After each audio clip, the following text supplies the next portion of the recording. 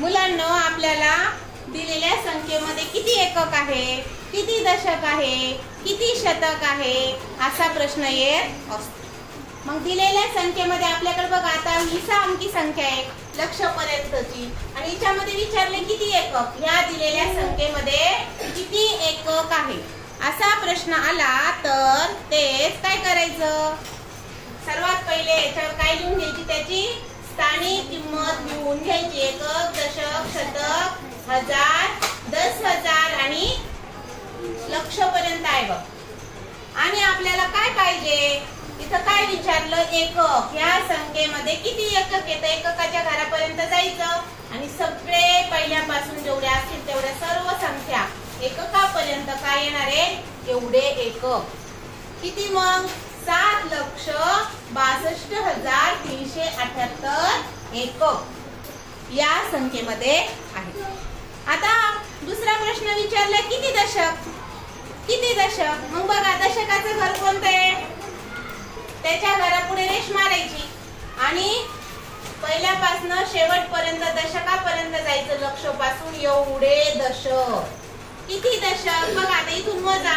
एकक, दशक, शतक, हजार, 10,000 म्हणजे 76,237 अशी संख्या आपली राहिलेली आहे. तेवढे दशक 76,237 दशक. आता उरलं कोण, मग एकक उरला. 76,237 दशक. आता उरलं कोण, मग एकक उरला. याच्यामध्ये जर एवढे दशक गेले तर एकक किती उरला, 8 एकक उरलेला आहे. आता पुढचा काय आहे, पुढचा शतक. आता शतकाचं घर कोणते बघा, त्याच्याकडे जा, त्याच्या पुढे रेष मारा. एवढे शतक. इथपासून सुरुवातीपासून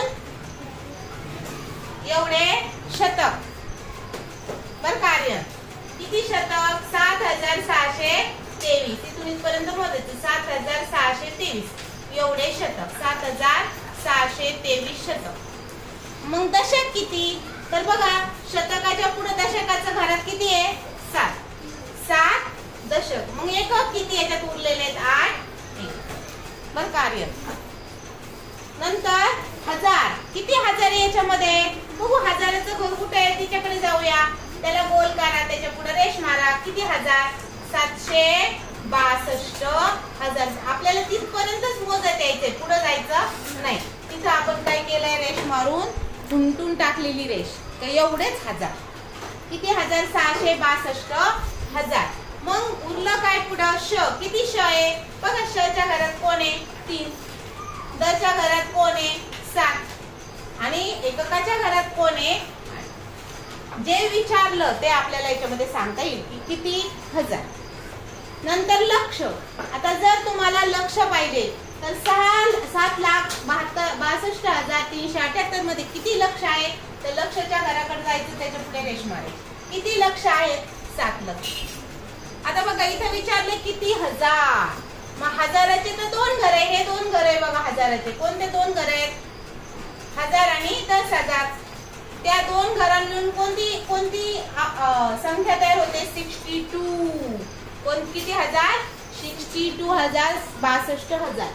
शे किती आहे, 300. आणि दशक किती आहे, 7. आणि एकक किती आहे, 8.